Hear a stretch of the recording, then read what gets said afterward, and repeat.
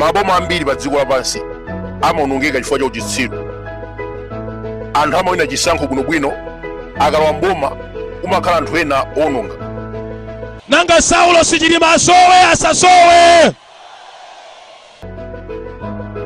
2017 to 2018 akuluakulu ambiri a DPP adapitsidwa through propaganda. Kunabwera nkhani imene amene akuti ayi wakuti ndi wakuba wakuti ndi wakuba. We know that.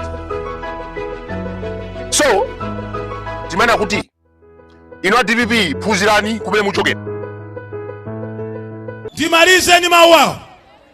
Veteran ndimalizeni mawu. Olo wina afuna asafune DPP mboma sitani ko sibwere. 2009 Professor Bingwa Mtalika anawina landslide. Muzaka zotsatira kunabwera propaganda. Anthu anamwipisa mbiri mpaka mafuta masowa dzikomo. 2014 APM anatenga boma la Kashikiti. Anayesesa kuchepesa inflation, njala inachepa, komanso anamanga zitukuko zosiyanasiyana including ma technical college. HRDC ndi anzawo anamwipisa mbiri. Kunabwera anthu ena anayamba kupha malubino. Kunali zambiri zimene zimachitika. So a DPP kanophunzira kunena kuti chilichonse mukangomva mukuthamanga iye ayitipange mwakuti. Muchipani chathu timayenda ndi chani? Amene amayenda limodzi ndi Yesu nthawi zonse. Koma ndikuganiza kuti amugulitsa ndani? Mwachidule nkhani imene ndikunena pano ndikulangiza akuluakulu a DPP. Mwina simunandimvetse. Ndikunena kuti izi zomasemera zinyawu kuti ayi awa sindigwirizana nawo ndifuna amangidwe akhaule. Nokhalokha DPP, you must be very careful. Tos Alliance, my Congress Party, imafuna kuthana ndi UDM. Anamanga Saulo Sichilima, anamanga Enoch Chihana, amalimbana ndi Joyce Banda. Kumata anthu amenewa anamuthandiza kampeni. At the end, agwira remote.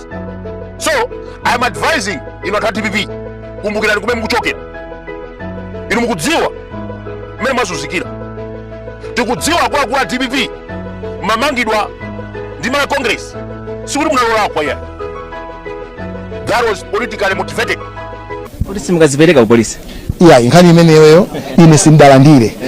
Ukakhala kuti munthu ukufunika umauzidwa, umayimbiridwa foni, ukufunika. Akakuitana munthu sujomba posachedwa apana ndiyitana kuti ku polisi komweko pa 3 ndinapitako atandiuza kuti ndipite. Posachedwa pomwe pa polisi omwewo anandipanga attack pa Shoprite. Posachedwa pa polisi omwewo anandipanga attack ku Lilongwe.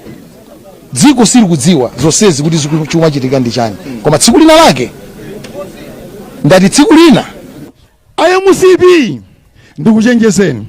Polisi imene mukuinyadira lero iyi kungoti inu mwaluza ndi ma seconds yonse imanguti wa kwapita Mutharika. Ndipo ndikukuwuzani inali nkhondo yopsa kwambiri yolimbana ndi chakwe. Sinali nkhondo yamasewera unalazi kwaji. Chakwera amaopsa koma anachoka mboma ndelero momwe ndi muzikhala bwino mwamba kusemera zinyawu. Tamanga na anthu a IMCP please. Amene asosa fertilizer alimi amangwandira makuponi osagula fertilizer. Ndalama zinabe. Anagula fertilizer ku fisheries ya ku Namibia. Anagula fertilizer ku pharmacy ya ku Eastern Europe, ku Romania. Komanso anagula fertilizer ku butchery ya ku UK. Ona anthu amenewa anamangi. Where is Stephen Kayumba?